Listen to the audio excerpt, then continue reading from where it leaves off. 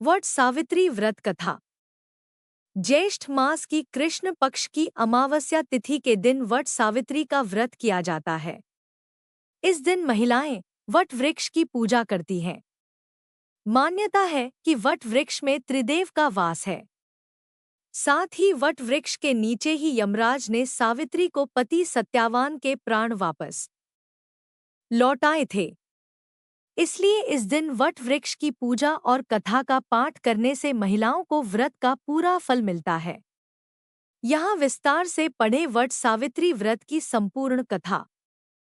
एक बार देवी पार्वती ने भगवान शिव से पूछा, हे प्रभु, आप सर्वज्ञ हैं। आप मुझे वह पुण्यकारी कथा सुनाइए जो महिलाओं के लिए अत्यंत शुभ फलदायक हो, पतिव्रता धर्म को दृढ़ करने वाली हो और सौभाग्य प्रदान करने वाली हो। प्रभास क्षेत्र में स्थित सावित्री देवी की कथा मुझे सुनाइए, जिसकी महिमा आज भी वट सावित्री व्रत के रूप में पूजी जाती है।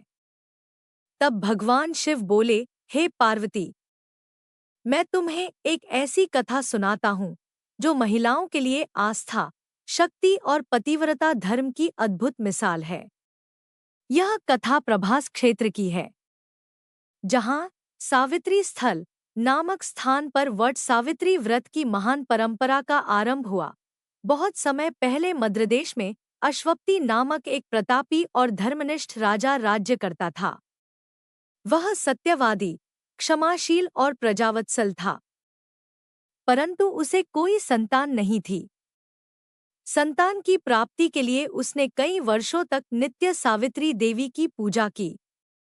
अंततः उसकी तपस्या और भक्ति से प्रसन्न होकर स्वयं सावित्री देवी प्रकट हुईं और उसे पुत्री प्राप्ति का वरदान दिया। कुछ समय बाद अश्वपति की रानी ने एक दिव्य कन्या को जन्म दिया, जो रूप, गुण और तेज में स्वयं देवी सावित्री का अंश मानी गई। राजा ने उसका नाम भी सावित्री ही रखा। वह कन्या बड़ी होकर अत्यंत सुंदर, गुणवान और तेजस्विनी बनी। नगरवासी उसे देखकर यही कहते कि यह कोई साधारण कन्या नहीं, देवी का अवतार है। जब सावित्री यौवनावस्था में पहुंची तो राजा अश्वपति ने विवाह की चिंता की। उन्होंने अपनी पुत्री से कहा, पुत्री, तुम्हारा विवाह योग्य समय आ गया है, परंतु मैं तुम्हारे लिए कोई उपयुक्त वर नहीं ढूंढ पा रहा हूँ। अतः मैं तुम्हें अनुमति देता हूँ कि तुम स्वयं अपने लिए योग्य वर का चयन करो।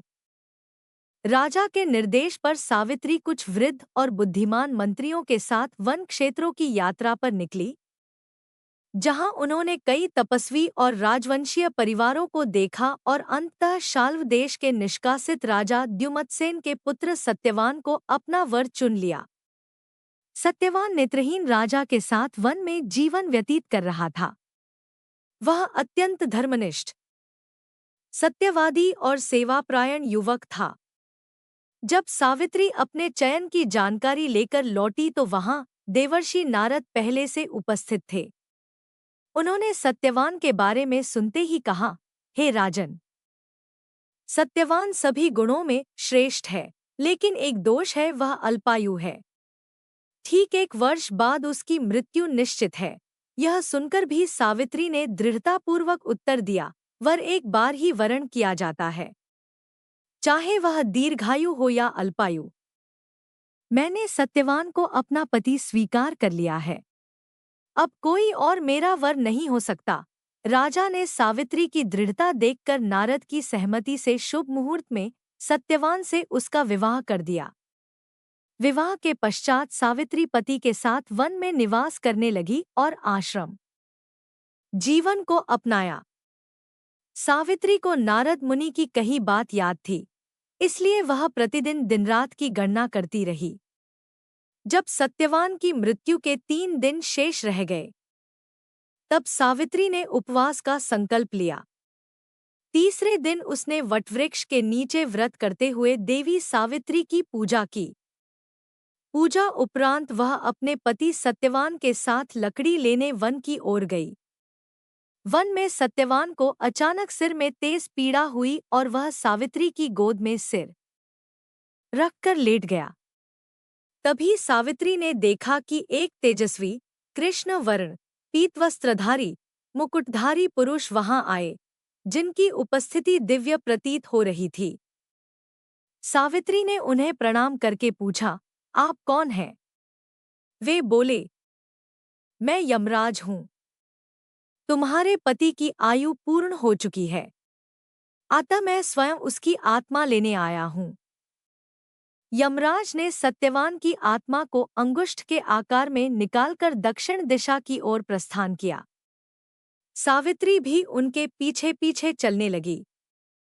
यमराज ने कई बार उसे रोका, परंतु सावित्री बार बार विनम्रता से उत्तर देती रही, जहां मेरे पति जाएंगे, वहीं मेरी गति है। पत्नी का धर्म है कि वह पति का साथ न छोड़े।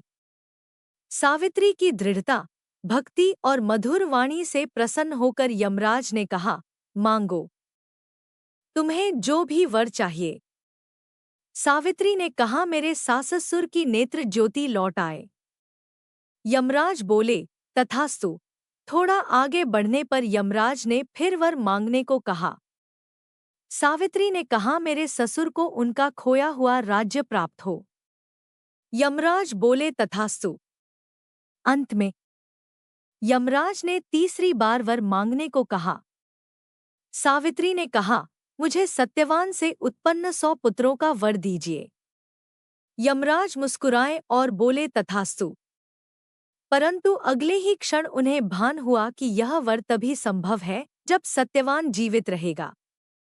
अपनी ही बातों में बंधकर यमराज ने सत्यवान की आत्मा को मुक्त कर दिया और कहा, हे पतिव्रता स्त्री, तुम्हारे सत्य, तप, भक्ति और प्रेम ने मुझे भी पराजित कर दिया। मैं तुम्हें आशीर्वाद देता हूँ कि तुम्हारा वैवाहिक जीवन दीर्घ और सुखमय हो। सावित्री अपने पति सत्यवान के साथ लौट आईं। आश्रम में पहुंचने पर उन्होंने देखा कि उनके सास-ससुर की आंखों की ज्योति लौट आई है और द्युमत्सेन को उनका राज्य भी प्राप्त हो गया है। समय के साथ सावित्री को 100 पुत्र भी प्राप्त हुए और वह पतिव्रता धर्म की प्रतीक बन गई।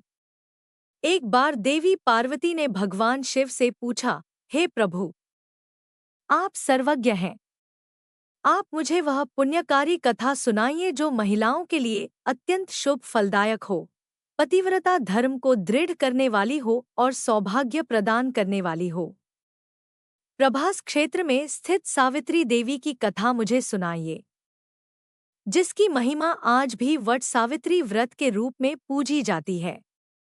तब भगवान शिव बोले, हे पार्वती, मैं तुम्हें एक ऐसी कथा सुनाता हूँ जो महिलाओं के लिए आस्था, शक्ति और पतिव्रता धर्म की अद्भुत मिसाल है। यह कथा प्रभास क्षेत्र की है, जहाँ सावित्री स्थल नामक स्थान पर वट सावित्री व्रत की महान परंपरा का आरंभ हुआ। बहुत समय पहले मद्रदेश में अश्वपति नामक एक प्रतापी और धर्मनिष्ठ राजा राज्य करता था। वह सत्यवादी, क्षमाशील और प्रजावत्सल था, परंतु उसे कोई संतान नहीं थी। संतान की प्राप्ति के लिए उसने कई वर्षों तक नित्य सावित्री देवी की पूजा की। अंततः उसकी तपस्या और भक्ति से प्रसन्न होकर स्वयं सावित्री देवी प्रकट हुईं और उसे पुत्री प्राप्ति का वरदान दिया। कुछ समय बाद अश्वपति की रानी ने एक दिव्य कन्या को जन्म दिया, जो रूप, गुण और तेज में स्वयं देवी सावित्री का अंश मानी गई। राजा ने उसका नाम भी सावित्री ही रखा। वह कन्या बड़ी होकर अत्यंत सुंदर, गुणवान और तेजस्विनी बनी। नगरवासी उसे देखकर यही कहते कि यह कोई साधारण कन्या नहीं, देवी का अवतार है।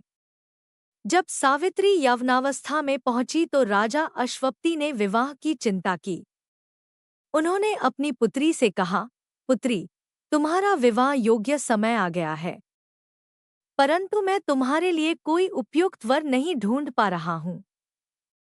अतः मैं तुम्हें अनुमति देता हूँ कि तुम स्वयं अपने लिए योग्य वर का चयन करो। राजा के निर्देश पर सावित्री कुछ वृद्ध और बुद्धिमान मंत्रियों के साथ वन क्षेत्रों की यात्रा पर निकली। जहां उन्होंने कई तपस्वी और राजवंशीय परिवारों को देखा और अंततः शाल्व देश के निष्कासित राजा द्युमत्सेन के पुत्र सत्यवान को अपना वर चुन लिया। सत्यवान नेत्रहीन राजा के साथ वन में जीवन व्यतीत कर रहा था। वह अत्यंत धर्मनिष्ठ, सत्यवादी और सेवापरायण युवक था। जब सावित्री अपने चयन की जानकारी लेकर लौटी तो वहां देवर्षि नारद पहले से उपस्थित थे। उन्होंने सत्यवान के बारे में सुनते ही कहा, हे राजन, सत्यवान सभी गुणों में श्रेष्ठ है, लेकिन एक दोष है, वह अल्पायु है। ठीक 1 वर्ष बाद उसकी मृत्यु निश्चित है। यह सुनकर भी सावित्री ने दृढ़तापूर्वक उत्तर दिया, वर एक बार ही वरण किया जाता है, चाहे वह दीर्घायु हो या अल्पायु। मैंने सत्यवान को अपना पति स्वीकार कर लिया है। अब कोई और मेरा वर नहीं हो सकता। राजा ने सावित्री की दृढ़ता देखकर नारद की सहमति से शुभ मुहूर्त में सत्यवान से उसका विवाह कर दिया। विवाह के पश्चात सावित्री पति के साथ वन में निवास करने लगी और आश्रम जीवन को अपनाया। सावित्री को नारद मुनि की कही बात याद थी, इसलिए वह प्रतिदिन दिनरात की गणना करती रही। जब सत्यवान की मृत्यु के 3 दिन शेष रह गए, तब सावित्री ने उपवास का संकल्प लिया। तीसरे दिन उसने वटवृक्ष के नीचे व्रत करते हुए देवी सावित्री की पूजा की। पूजा उपरांत वह अपने पति सत्यवान के साथ लकड़ी लेने वन की ओर गई।